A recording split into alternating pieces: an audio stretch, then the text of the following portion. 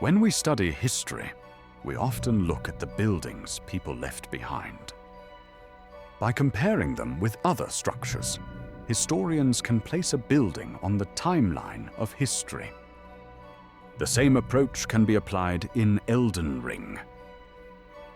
Each of the game's temples tells us something about the people who built them and the time they lived in. In this video, we'll explore these temples, studying their architecture and iconography. They'll be ranked from oldest to most recent, based on this plausible timeline.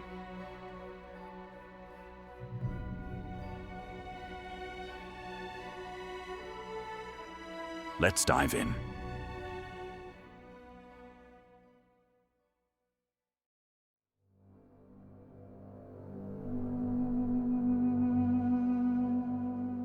The ruins of Rauh feature some of the oldest structures in Elden Ring. In the distant past, Rauh stretched across vast regions of the lands between, all the way down to Limgrave and Caelid. Their architecture consists of massive stone pillars and arches, often built near flowing water.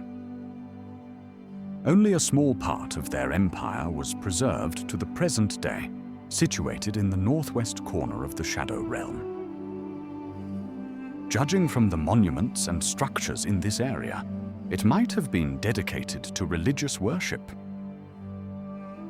The Crucible, the primordial form of life that predates the Erdtree, flourished in Rauh.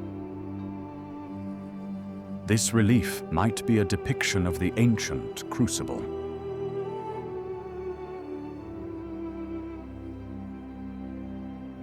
Rauh is also linked to ancient forges and the mysterious old gods mentioned in the meteoric greatsword description. It's possible that the Rauh temples were dedicated to these forgotten deities.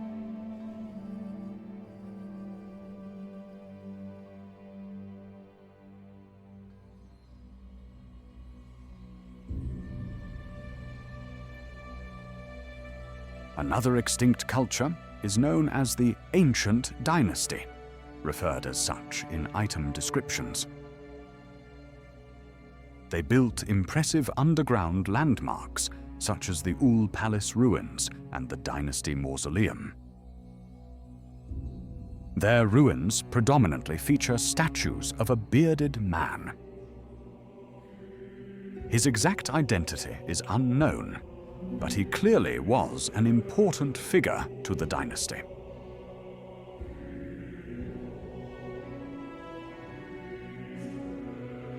The reliefs of Ul suggest knowledge of tree growing that may have carried a prophetic vision of the future Erdtree. The great oracular bubble incantation supports this idea, implying that their priests sought to predict the future.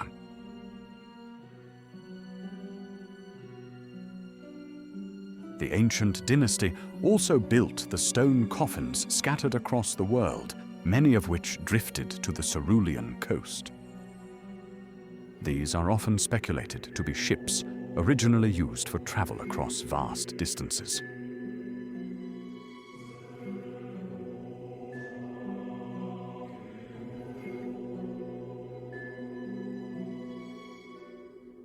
Interestingly, the Temple of Egle in Volcano Manor shares architectural details with Ul structures.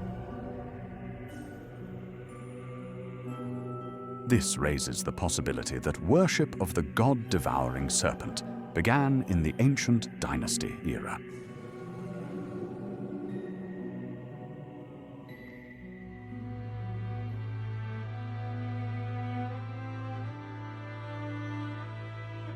Farum Azula is one of the grandest ruins in the lands between.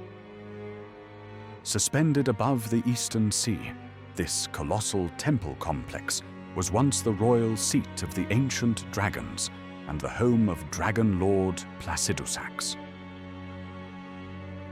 Beneath the surface, between the beastmen mausoleums and the city's broken courtyards, lie the bodies of dragons buried in stone.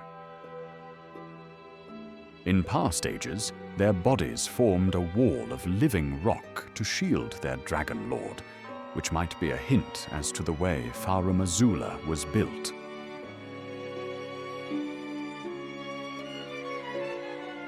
One of the most interesting carvings in this area depicts the twin bird, an ancient entity said to be the envoy of an outer god and the progenitor of death birds. Perhaps this twin bird was Placidusax's god, the previous incarnation of the greater will prior to the elden beast's arrival. Or maybe it symbolizes an outer god of death, connected to the gloam-eyed queen and the power Maliketh sealed away. We know Farum Azula was hit by a meteor at some point. Prior to that event, though, it might have been connected to the continent. The Bestial Sanctum sits on the northernmost tip of Caelid. Within its halls resides Maliketh, hidden under the guise of Gurranq, beast clergyman.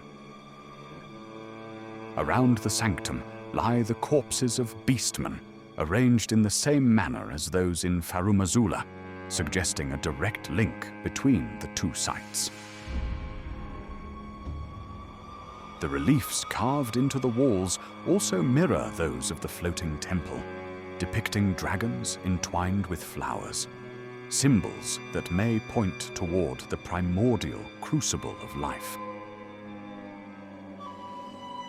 Based on its location, it's possible that this sanctum was previously connected to Farum Azula.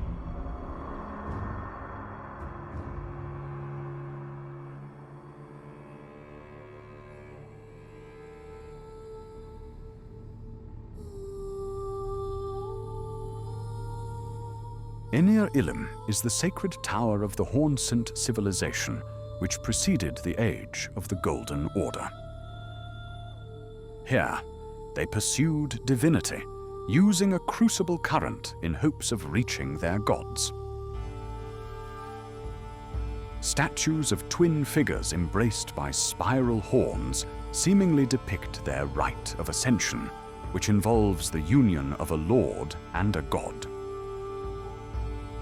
Sacrifices were a core tenet of Hornsent culture, as evidenced by the hundreds of petrified corpses eternally clinging to the structure. The bodies entwined in this tree might be those of shamans, whose melding ability was seen as divine by the Hornsent. The individuals represented on these statues might have been religious or political figures. They seem to be lacking horns, which points to a more ancient civilization, like the Rauh. The spiral temple culminates in a cleansing chamber, covered in ash. It's possible some kind of purification ritual took place there, either via sacrifices or rites of combat. Above this room lies the Gate of Divinity, where Marika ascended to godhood.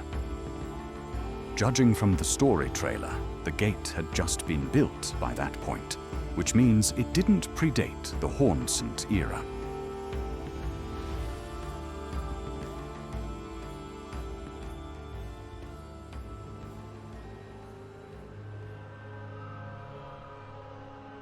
Manus means hand in Latin, a fitting name for cathedrals built above entities related to the two fingers.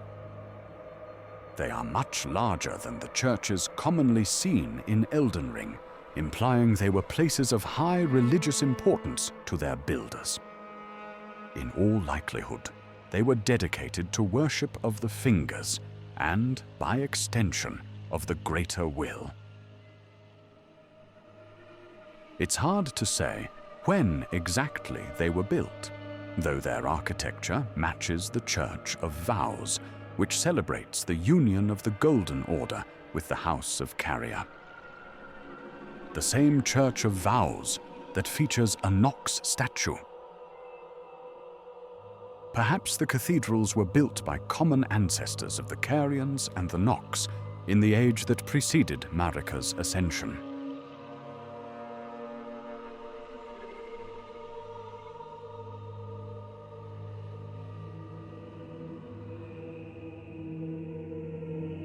The Nox's eternal cities were originally located on the surface before they were banished underground. Their massive chair crypts are carved from stone and are decorated with ornamental floral patterns.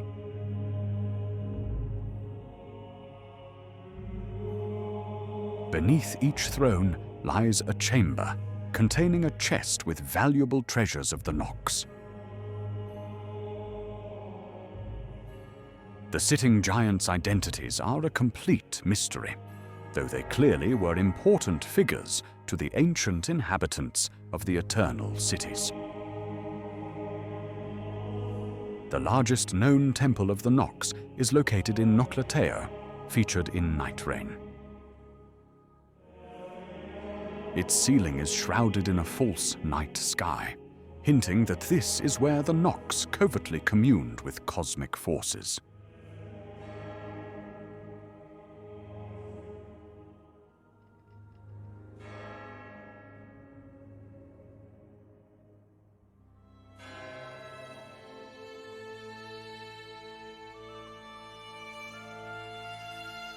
As the Golden Order expanded, churches were built at Marika's behest. Here, statues of the new eternal queen of the lands between were erected in her image, symbolizing her status as both political regent and head of faith. This is the site of Marika's address to Godfrey and his men, when she commanded them to put the fire giants to the sword, ushering the start of her new age. Over time, many other churches were built on conquered lands. Looking at their locations on the map, they correlate with regions where the Golden Order's influence was strongest. In the present day, these churches lie in ruin, and only one of them remains occupied by a member of the clergy. His name is Miriel, Pastor of Vows, every Tarnished's favorite turtle.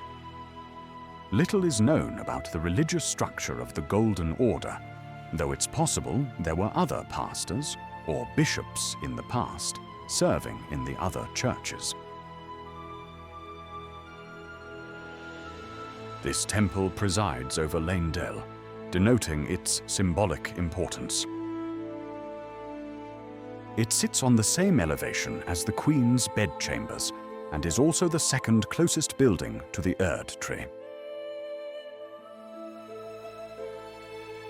Based on its layout, it might have been a place where chosen worshippers were able to gaze upon the Erdtree from up close.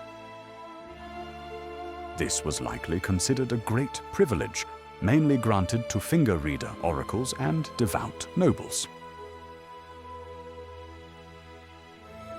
Strangely, the remains of a robed individual are found sitting on a chair that hangs from the ceiling. On them, players can loot the Golden Order Fundamentalism spellbook, a discipline linked to Radagon and Miquella. This individual might have been a religious figure who withered away in despair after the Shattering and Marika's imprisonment.